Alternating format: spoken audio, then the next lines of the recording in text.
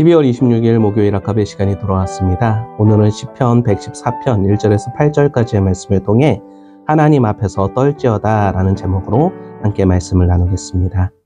오늘 본문인 시편 114편은 할렐루야 시편으로 알려진 111편부터 118편까지의 8편의 시 중 4번째 시편이며 6월절 8째 날 6월절 식사에서 낭송하는 시편으로 애굽 할렐이라고 부르는 13편에서 18편까지 중에 2번째 시편입니다. 특히 애굽 할렐 시편 중 시편 113편과 114편은 식사 전에 읽었던 시편입니다.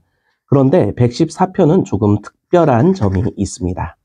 첫째는 할렐루야 시편이며 애굽 할렐에 속해 있지만 14편에서는 할렐루야라는 단어가 전혀 포함되지 않는다라는 것입니다. 둘째로는 공동체 찬양으로 분류되지만 예배하는 자들에게 찬양에 동참하도록 권유하는 일반적인 말이 전혀 없다라는 것입니다.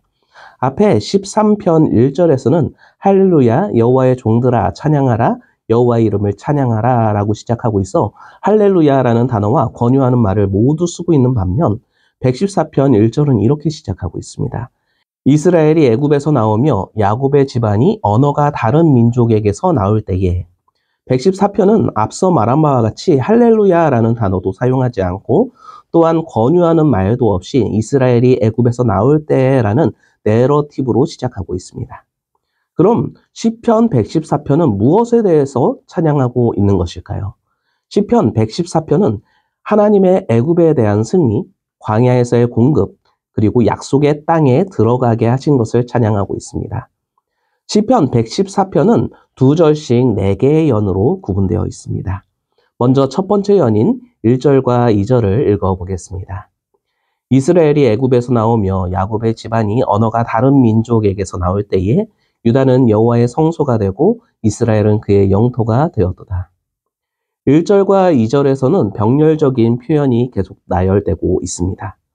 1절에서는 이스라엘과 야곱의 집안, 애굽과 언어가 다른 민족, 2절에서는 유다와 이스라엘, 여호와의 성소와 그의 영토라는 표현이 병렬식으로 나열되어 있습니다. 이 표현 중 애굽에 대한 표현을 보면 언어가 다른 민족이라고 말하고 있습니다.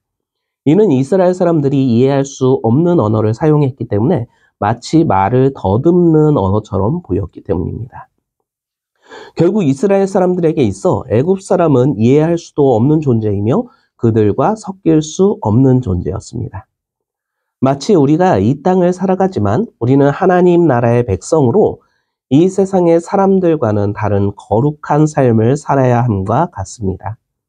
우리는 과연 이 세상의 사람들과는 서로 이해할 수 없는 다른 가치관을 가지고 살고 있는지 돌아보고 다른 사람들과는 구별된 거룩한 삶을 살아가야 할 줄로 믿습니다. 하나님께서는 이렇게 애굽 사람들과는 다른 이스라엘, 곧 야곱의 집안을 애굽에서부터 구출해 내셨습니다. 그리고 그들을 여호와의 성소와 그의 영토로 삼으셨습니다. 그런데 성소란 거룩한 곳이라는 말로서 헌신하다, 구별되다 라는 말에서 유래됩니다. 또한 영토란 지배를 뜻하는 뜻으로서 다스리다, 통치하다 라는 말에서 나오게 되었습니다.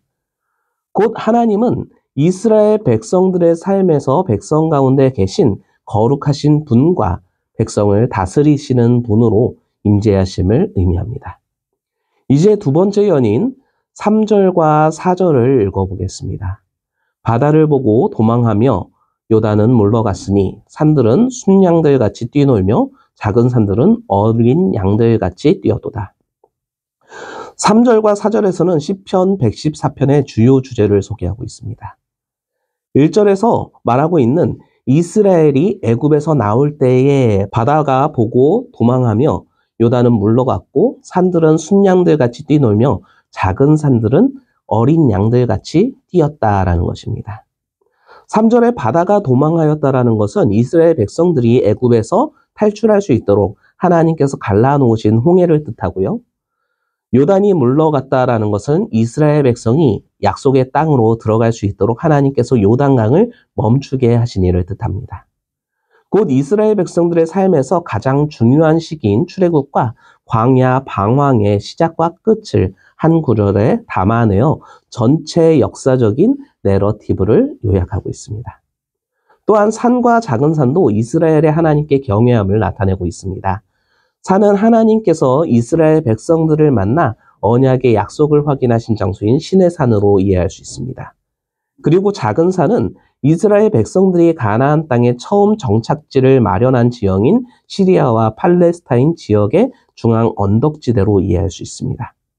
이어서 세 번째 연인 5절과 6절을 읽어보겠습니다. 바다야 내가 도망함은 어찌함이며 요단아 내가 물러감은 어찌함인가. 너희 산들아 순양들 같이 뛰놀며 작은 산들아 어린 양들 같이 뛰노면 어찌함인가.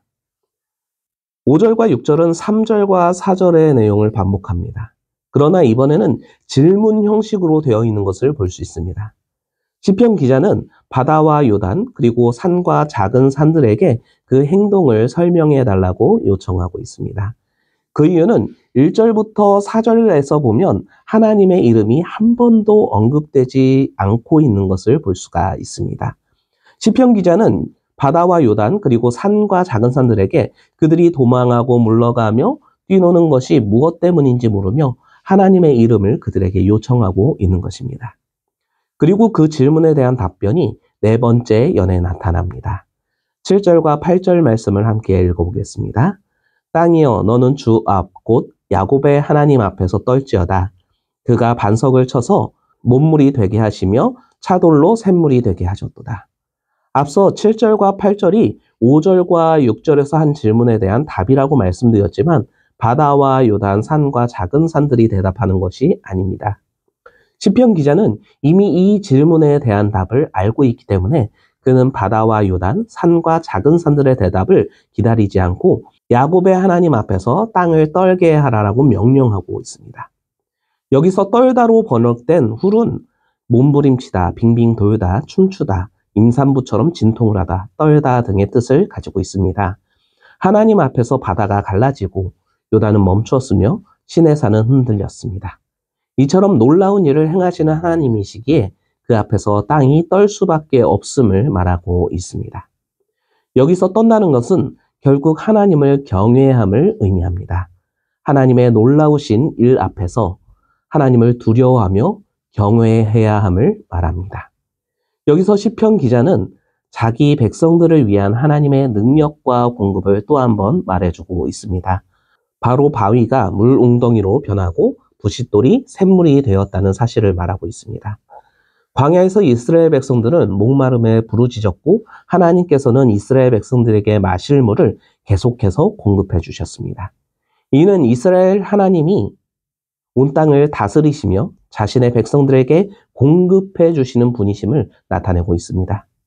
설교 처음에 말씀드렸듯이 시편 113편과 114편은 6월절 8째 날 6월절 음식을 먹기 직전에 낭독했습니다.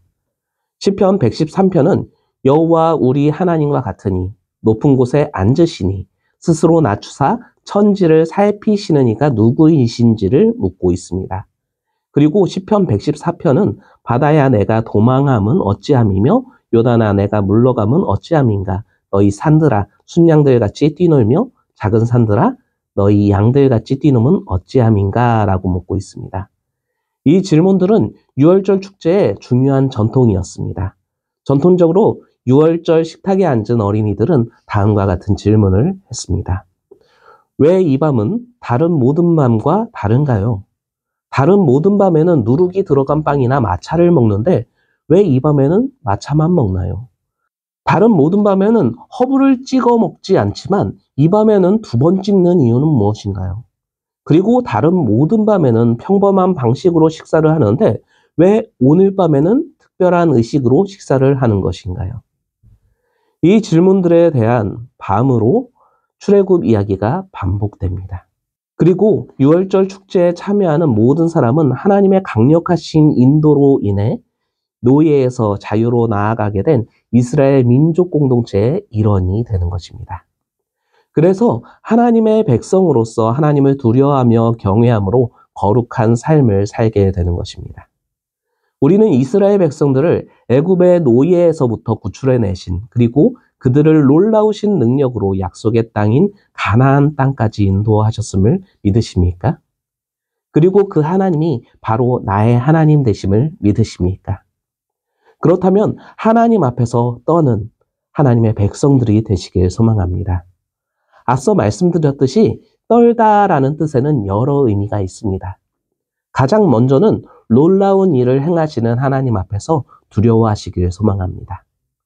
그리고 그 하나님께서 우리에게 계속적으로 필요를 공급하시는 분이심을 믿고 하나님으로 인해 기뻐하며 춤추는 백성들이 되시기를 소망합니다. 오늘도 우리가 하나님께서 놀라우신 능력으로 구원하신 하나님의 백성임을 기억하며 하나님을 두려워하고 하나님을 기뻐함으로 세상의 다른 사람들과는 다른 거룩한 하나님의 백성으로 살아가는 모든 성도님들 되시기를 간절히 축원합니다. 기도하겠습니다.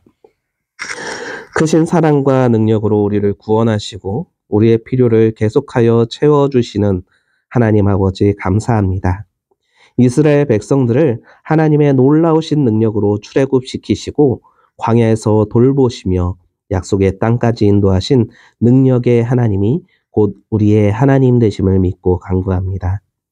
우리가 하나님 앞에서 두려워하며 하나님을 기뻐하는 백성이 되게 인도하여 주시옵고 하나님의 거룩한 백성으로서 다른 사람들과는 구별된 삶을 살아갈 수 있도록 인도하여 주시옵소서. 오늘도 영광 받으시기에 합당하신 우리 주 예수 그리스도의 이름으로 감사하며 기도드리옵나이다. 아멘. 오늘도 하나님의 거룩한 백성으로서 다른 사람들과는 다른 거룩한 삶을 살아가시는 성도님들 되시기를 간절히 축원합니다. 다음 아까베 시간에 뵙겠습니다.